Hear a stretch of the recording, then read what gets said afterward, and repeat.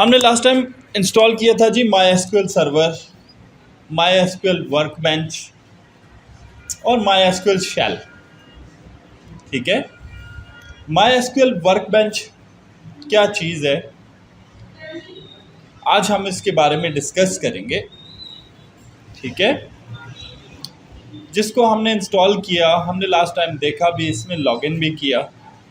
ठीक है, my SQL bench workbench क्या है जी? Unified cross platform open source relational database management system है। ये एक टूल है, ग्राफिकल टूल है, GUI टूल है। ठीक है, इसका काम क्या होता है जी कि आप माई एसक्यूएल के अंदर या एसक्यूएल के अंदर डेटाबेस की डेवलपमेंट कर सकें, एप्लीकेशन सॉफ्टवेयर बना सकें। माई एसक्यूएल वर्कबेंच आपको क्या अलाउ करता है, किस लिए होता है? You can create the graphical model using the SQL workbench. SQL workbench provides the reverse engineering to live databases to models. MySQL Workbench offers a forward engineering model to script or to live database. अब यहाँ पे reverse engineering एक बात की है और दूसरी क्या की है? Forward engineering. ठीक है, ये क्या है? जैसे आप कहते हैं बैक एंड और फ्रंट एंड। बैक एंड से मुराद है कि पीछे डेटाबेस सॉफ्टवेयर बना हुआ है, उसके बैकग्राउंड में क्या प्रोग्रामिंग की गई है, यहाँ पर उसे क्या कह रहा है? रिवर्स इंजीनियरिंग कह रहा है। और फ्रंट एंड का मतलब है कि सामने आपको क्या नज़र आ रहा है। जैसे ये माइक्रोसॉफ्ट वर्ड है, इसकी स्क्रीन के ऊपर आपको होम, इंसर्ट, ड्रा, ये क्या है? फ्रंट एंड है। अब होम के ऊपर बोल्ड पे क्लिक करते हैं तो लिखाई बोल्ड हो जाती है, ये फ्रंट एंड है। अब ये बोल्ड क्यों होती है? इसके पीछे प्रोग्रामिंग की गई है। ठीक है, वो प्रोग्रामिंग आप नहीं दे सकते, वो आपकी क्या है? रिवर्स इंजीनियरिंग है या बैक एंड है। ठीक है, तो माई वर्कबेंच जो है, माई एसक्यूएल वर्कबेंच, इन दोनों के लिए इस्तेमाल किया जा सकता है। अब कहता है my SQL workbench modelling and designing tool है। कैसे? MySQL Workbench processes tools that allows the database administrator to create the physical database design models that can be easily transmitted into MySQL databases using the forward engineering. MySQL Workbench adheres all the objects such as tables, views, stores, procedures, and triggers. MySQL Workbench also creates the models from the target database or even imported SQL files. 3 points उसने discuss की। पहले में कहता है जी कि आप database administrator जो होता है वो एक वर्चुअल डेटाबेस मॉडल क्रिएट करता है। ठीक है, फिजिकली। और माई एसक्यूएल वर्कबेंच क्या करता है? उसके लिए खुद ब खुद ऑटोमेटिकल एसक्यूएल कोड ऐड करके उसको डेटाबेस में कन्वर्ट कर सकता है। ठीक है, माई एसक्यूएल वर्कबेंच के अंदर सब कुछ मौजूद है, टेबल्स हैं, व्यूज़ हैं, प्रोसीजर्स हैं, ट्रिगर्स हैं। ठीक है, इसी तरह कहता है जी टारगेट डेटाबेस आप क्या कर सकते हैं? आपने कहीं और बनाया हुआ है, मिसाल के तौर पर MS एक्सेस में डेटाबेस बनाया हुआ है या ओरेकल में डेटाबेस बनाया हुआ है, वहाँ से आप इंपोर्ट करके भी उसको माई एसक्यूएल वर्कबेंच के अंडर ला सकते हैं और अपने डेटाबेस में कन्वर्ट कर सकते हैं। फिर तीसरी बात इससे मुतालिक क्या है जी कि माई एसक्यूएल वर्कबेंच एक एसक्यूएल का डेवलपमेंट टूल है। ठीक है, वो कैसे जी? कहता है जी workbench come with the visual SQL editor. इसके अंदर एसक्यूएल एडिटर है, विजुअल ग्राफिकल, जिसके अंदर आप डायरेक्ट क्या कर सकते हैं? एसक्यूएल की क्यूरीज लगा सकते हैं और डेटाबेसेस बना सकते हैं। ठीक है, ये क्या, इस विजुअल होने का क्या फ़ायदा होता है कि आप कोई भी कमांड, कोई भी क्यूरी लिखेंगे, ये उसको ऑटो कंप्लीट करेगा, उसको कलर्ड और नॉन कलर्ड दिखाएगा, जिससे आपको पहचान होगी कि आप क्यूरी सही लिख रहे हैं या गलत लिख रहे हैं। फिर क्यूरी को एग्जीक्यूट करेंगे तो वो भी ऑटोमेटिकली ग्राफिक एनवायरनमेंट में होगी, जिससे आपको देखने में, रिजल्ट देखने में भी आसानी होगी। फिर कहता है जी ये एडमिनिस्ट्रेशन टूल है।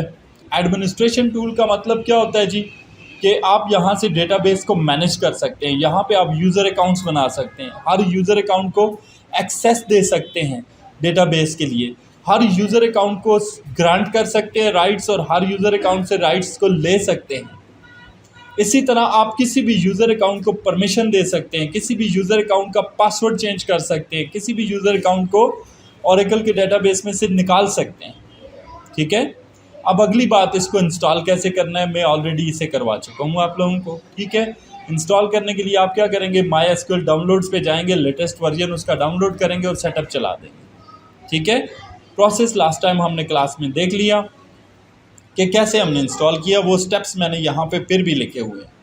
ठीक है, वंस आपने इनको गो थ्रू दे देना है, आपको और आसानी हो जाएगी, आप इसको समझ जाएंगे। अब दूसरी चीज़ मैंने जो इसके अंदर इंस्टॉल की थी, वो इंस्टॉल किया था MySQL शेल। ठीक है, MySQL शेल क्या है जी, ये SQL का बैकएंड है। ठीक है, अब MySQL को अब एडवांस्ड कोड एडिटर के तौर पर इंट्रोड्यूस किया गया है।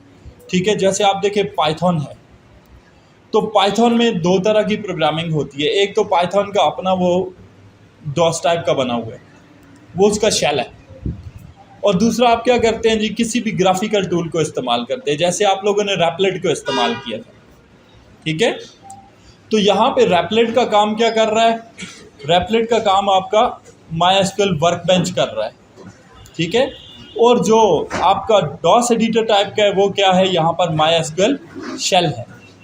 ठीक है, तो जब आप MySQL को इंस्टॉल करोगे तो उसके साथ ऑटोमेटिकली MySQL शेल भी इंस्टॉल हो जाएगा, जिसमें आप MySQL की कोडिंग को नॉन ग्राफिकली कर सकते हैं, कंसोल्ड इन्वायरमेंट में कर सकते हैं, डॉस बेस्ड इन्वायरमेंट में कर सकते हैं। ठीक है, और यहाँ पर आप लगाते हैं कमांड्स। अब ये चीज़ें हैं कहाँ पे आपके कंप्यूटर में, आफ्टर इंस्टॉलेशन ये कहाँ पे जाएंगी, आप स्टार्ट में जाएंगे। जैसे आप स्टार्ट में जाएंगे तो आपको ये सारी चीज़ें नज़र आ जाएंगी। आप जस्ट लिखें MySQL, तो सबसे पहले आपको MySQL वर्कबेंच नज़र आएगा, क्लिक करेंगे, आप इसको ओपन करें, आपका MySQL का ग्राफिकल इन्वायरमेंट आपके सामने लोड हो जाएगा। आप उसमें अपना यूज़र नेम और पासवर्ड दें और लॉगिन कर लें और ग्राफिकली अपने डेटाबेस को इस्तेमाल करें। ठीक है, ये वर्कबेंच आपके सामने आ गया। यहाँ पे ये रूट है, इसको आपने ओपन करना है और यहाँ पे आपने अपना पासवर्ड दे देना है डेटाबेस का। I have forgot the password, हमने क्या दिया था जी, MCSE2023+। तो दोबारा वो पासवर्ड देंगे। जैसे आप वो पासवर्ड देंगे तो आपका MySQL का ग्राफिकल डेटाबेस आपके सामने लोड हो जाएगा। ठीक है, अगेन आपने अगर शेल को खोलना है तो आप यहाँ स्टार्ट में जाएं, CMD लिखे, डॉस ओपन हो जाएगा। ठीक है, और वहाँ से भी जा सकते हैं, और यहाँ पर MySQL शेल पर क्लिक करें, तब भी आपके सामने इसका डॉस मोड ओपन हो जाएगा। ठीक है, ये भी इसका शेल है। यहाँ पर आप डायरेक्ट MySQL की क्यूरीज को अप्लाई कर सकते हैं। अब ये नॉन ग्राफिक है, जबकि दूसरा जो इंटरफेस आपका था वो क्या था, ग्राफिकल इंटरफेस था। अब थोड़ी सी बात करते हैं, क्योंकि हमने पढ़नी है इसमें SQL, तो हमें पता होना चाहिए कि SQL क्या होती है। ठीक है, तो थोड़ा सा इसके बारे में आज डिस्कस करूंगा। SQL का मतलब है स्ट्रक्चर्ड क्यूरी लैंग्वेज। क्या मतलब है, स्ट्रक्चर्ड क्यूरी लैंग्वेज। इसको SQL भी पढ़ते हैं। ठीक है, यूं SEQUEL SQL भी कहते हैं। ठीक है, सबसे पहले जब इसे बनाया गया था तो ये SQL ही था। ठीक है, SQL किसने बनाया, SQL को IBM कॉरपोरेशन ने बनाया, 1980 में बनाया। ठीक है, तो स्ट्रक्चर्ड क्यूरी लैंग्वेज क्या है, ये एक non programmable database manipulation language है। ठीक है, नॉन प्रोग्रामेबल का क्या मतलब है कि इसमें कोई ख़ास सिंटैक्स नहीं है, कोई ख़ास ग्रामर नहीं है, इसमें क्यूरीज लिखी जाती हैं। जैसे मैं आपसे कहता हूं जी कि हम यहाँ पर लिखेंगे जी, यूं select static from students semicolon, ये एक क्यूरी है किस चीज़ की, SQL की, MySQL की। ठीक है, बैकग्राउंड में यूं लिखा हुआ होगा MySQL का प्रॉम्प्ट बना हुआ होगा। अब ये क्यूरी क्या कह रही है कि स्टूडेंट नाम का जो टेबल है उसके सारे रिकॉर्ड्स को खोलो और मेरे सामने प्रेजेंट कर दो। इसमें कोई प्रोग्रामिंग है नहीं, सिंपल इंग्लिश के 4 अल्फाज लिखे हुए हैं। ठीक है, तो इस टाइप की प्रोग्रामिंग इसमें की जाती है। Non programmable database manipulation language है, ठीक है। सबसे पहले इसको IBM वालों ने इंट्रोड्यूस किया। ये बहुत ही आसान होने की वजह से इसको सबसे पहले हिस्सा बनाया गया ओरेकल डेटाबेस का 1980s में। और अब ये SQL एक यूनिवर्सल डेटाबेस मैनिपुलेशन लैंग्वेज है, ठीक है। अब ये MySQL में भी इस्तेमाल होती है और SQL सर्वर के अंदर इस्तेमाल हो रही है। इसके अलावा वेब बेस्ड SQL डेटाबेसेस भी मौजूद हैं, क्योंकि ये इंतहाई सिंपल और बग़ैर किसी प्रोग्रामिंग के आपको बड़ी आसानी से डेटाबेस बना के दे सकती है। अब हम SQL को क्यों इस्तेमाल करते हैं, ठीक है। तो सबसे पहले कहते हैं the basic use of SQL for database professionals and SQL users to insert, update, delete data from relational databases. तो हम क्यों इस्तेमाल करते हैं कि हमने RDBMS बनाया हुआ है, हमारे टेबल्स बने हुए हैं, हमारे फॉर्म्स बने हुए हैं, हमारी रिपोर्ट्स बनी हुई हैं, क्यूरीज बनी हुई हैं। हम आसानी से लैंग्वेज को इस्तेमाल करते हुए, थोड़े से कोड को इस्तेमाल करते हुए इसमें रिकॉर्ड इंसर्ट कर सकते हैं, रिकॉर्ड को डिलीट कर सकते हैं, रिकॉर्ड को अपडेट कर सकते हैं। अगली बात, SQL allows database professionals and users to retrieve the data from relational database management systems। तो आप क्या कर सकते हैं कि आपने जो RDBMS बनाया हुआ है उसमें से अपने किसी भी डेटाबेस को फैच कर सकते हो, खोल सकते हो, एक्सेस कर सकते हो, किसी के सामने प्रेजेंट कर सकते हो। It also help to describe the data structure. इससे आपको ये भी मदद होती है कि बना हुआ डेटाबेस है, आप उसकी डेटा स्ट्रक्चर को किसी को एक्सप्लेन कर सकें। It allows SQL user to create, drop, manipulate the databases and its tables। इसकी मदद से आप डेटाबेस बना सकते हैं, उसके अंदर टेबल्स बना सकते हैं, उनको डिलीट कर सकते हैं, उनमें चेंजेस कर सकते हैं। It also used to create the view, stored procedure, functions, ये भी आप इसमें कर सकते हैं। It allows to define the data and modify the stores relationship database management system। उसके बाद it allow SQL users to set permissions, ठीक है। आप टेबल लेवल के ऊपर सिक्योरिटीज लगा सकते हैं। अब SQL कैसे काम करता है, ठीक है। When we are executing SQL command और relational database management system, then the system automatically finds the best routine to carry out the request and SQL engine determines how to interpret the particular command. जब हम कोई भी SQL की command लगाते हैं तो हमारा जो RDBMS है वो SQL को पहचानता है, ठीक है। वो उस कमांड को डिटरमाइन करता है कि इससे यूज़र क्या करना चाहता है, और फिर SQL इंजन नाम का एक सॉफ्टवेयर होता है हर RDBMS में जो उस कमांड को इंटरप्रीट करता है, यानी उसके रिजल्ट को आपके सामने प्रेजेंट करता है। तो स्ट्रक्चर्ड क्यूरी लैंग्वेज जो होती है इसमें कहता है जी 4 बेसिक कंपोनेंट्स हैं। एक होता है क्यूरी डिस्पैचर, एक होता है ऑप्टिमाइजेशन इंजन, एक होता है क्लासिक क्यूरी इंजन और एक होता है SQL इंजन, ठीक है। तो ये पार्ट्स मिलके किसी भी SQL की क्यूरी को एग्जीक्यूट करते हैं। कैसे, ये देखें। यूज़र ने SQL की क्यूरी दी, select static from the students, वो कहाँ पे जाएगा, SQL लैंग्वेज प्रोसेसर के अंदर जाएगा। अब यहाँ पे क्या होगा कि पार्सर और ऑप्टिमाइज़र नाम के सॉफ्टवेयर्स लगे हुए हैं जो क्यूरी को चेक करेंगे कि क्यूरी जो यूज़र ने लिखी है क्या वो सिंटैक्स के मुताबिक है, ठीक है। अगर है तो वो उसको आगे जाने देंगे। कहाँ पे, DBMS इंजन के अंदर, डेटाबेस मैनेजमेंट सिस्टम के सॉफ्टवेयर के अंदर, जहाँ पर फाइल मैनेजर और ट्रांजैक्शन मैनेजर हैं जो उस क्यूरी को अंडरस्टैंड करेंगे कि यूज़र फलां टेबल को खोलना चाहता है, फलां रिकॉर्ड को खोलना चाहता है, और उसको एक्सेस ग्रांट करेंगे किसकी तरफ, फिजिकल डेटाबेस की तरफ। इस तरह SQL काम करती है। अब SQL कमांड या SQL की क्यूरी भी इसे कहते हैं, ठीक है।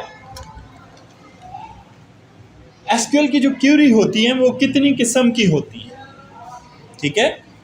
हमारे पास SQL के अंदर 5 सब लैंग्वेजेस होती हैं, 5 सब लैंग्वेजेस हैं। कौन कौन सी, इसमें हमारी सब लैंग्वेजेस में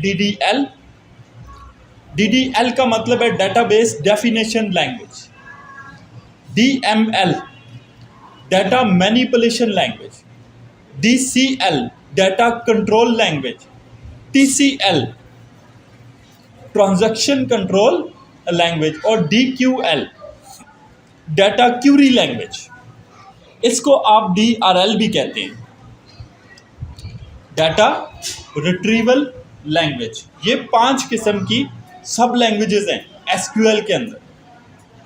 SQL एज अ होल पूरी लैंग्वेज है जो 5 छोटी छोटी लैंग्वेजेस पर मुश्तमिल है। इन 5 छोटी लैंग्वेजेस में क्या होता है देखते हैं।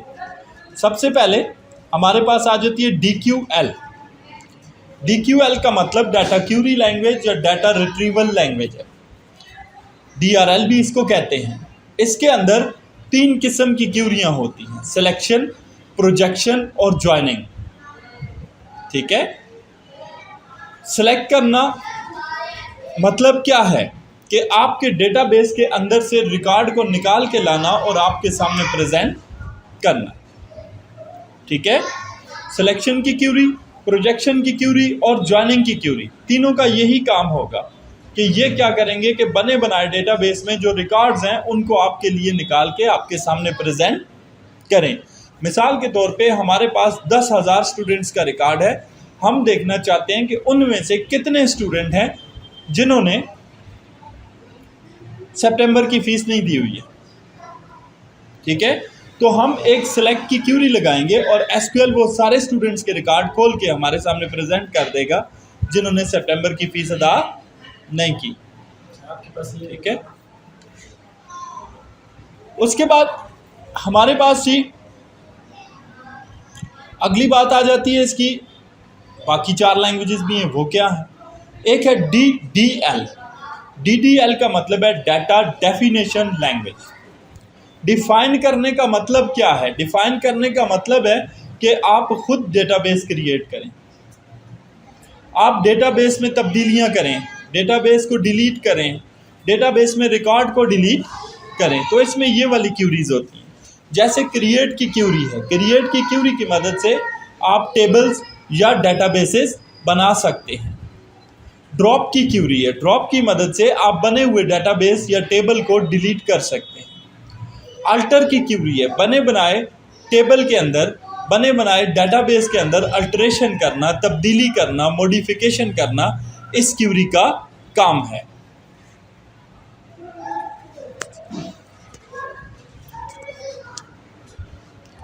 आपकी ये क्यूरीज DDL के अंदर है। फिर आ जाती है DML।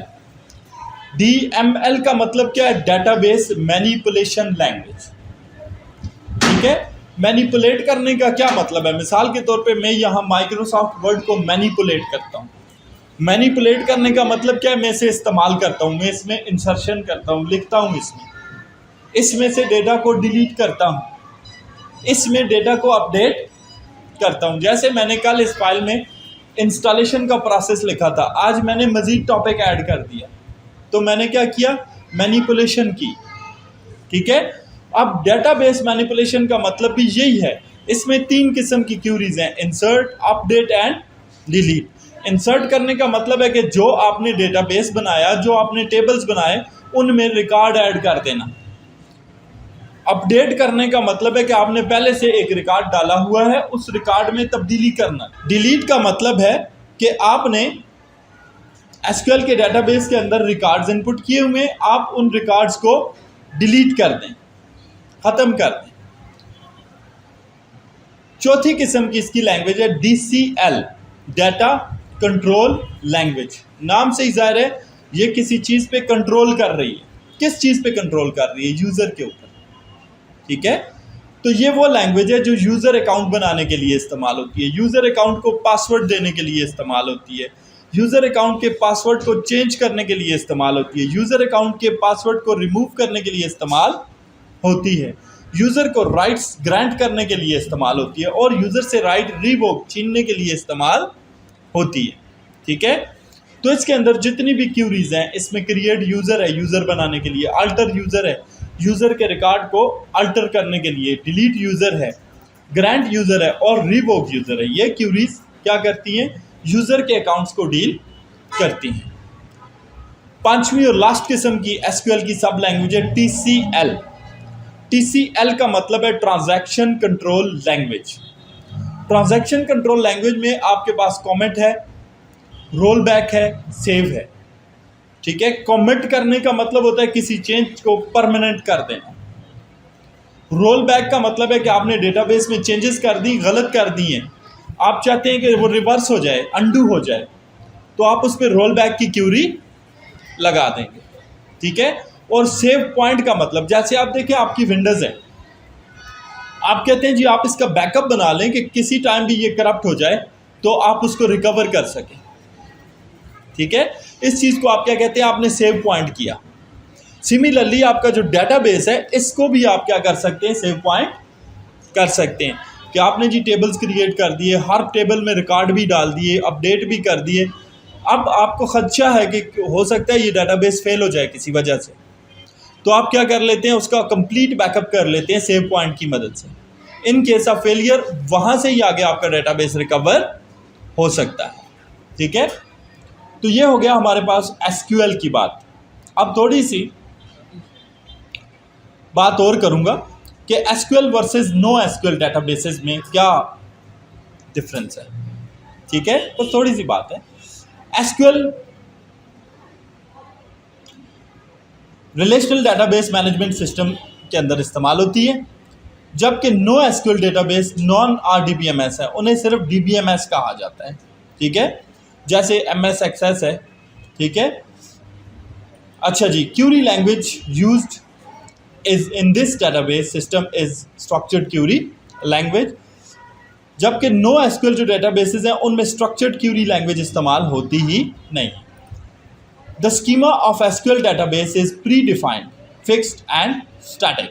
एसक्यूएल का जो डेटाबेस है उसके टेबल्स की स्ट्रक्चर बाकायदा डिफाइन की हुई होती है, फिक्स होती है और उसे चेंज नहीं किया जा सकता। जबकि दूसरी तरफ नो एसक्यूएल डेटाबेस में डायनामिक स्कीमा होता है। ठीक है, हर दफ़ा टेबल की स्ट्रक्चर को चेंज करना पड़ता है। ठीक है, These databases are vertically scalable। Vertically scalable का मतलब क्या है कि top to bottom records enter किए जाते हैं। ठीक है, जबकि नो एसक्यूएल के अंदर हॉरिजॉन्टल रिकॉर्ड्स एंटर किए जाते हैं। The database type of SQL is in the form of tables. SQL का डेटाबेस हमेशा टेबल की फॉर्म में होता है। नो एसक्यूएल का डेटाबेस डॉक्यूमेंट की फॉर्म में हो सकता है, की वैल्यू की फॉर्म में हो सकता है, ग्राफ की फॉर्म में हो सकता है। एसक्यूएल के अंदर एसेट मॉडल इस्तेमाल होता है, जबकि नो एसक्यूएल के अंदर बेस मॉडल इस्तेमाल होता है। ये एसेट मॉडल और बेस मॉडल क्या है, आगे एक पूरा टॉपिक है, इस पे उस पर डिस्कशन करूंगा। कॉम्प्लेक्स क्यूरीज को आसानी से एसक्यूएल में मैनेज किया जा सकता है, जबकि नो एसक्यूएल डेटाबेस में कॉम्प्लेक्स क्यूरीज को मैनेज करने का कोई सिस्टम नहीं है। एसक्यूएल डेटाबेस के अंदर आपके पास हायरार्किकल डेटाबेस होता है, जबकि नो एसक्यूएल के अंदर नॉन हायरार्किकल डेटाबेस होता है। SQL database object oriented programming को सपोर्ट करता है, जबकि no SQL database object oriented programming को सपोर्ट नहीं करता।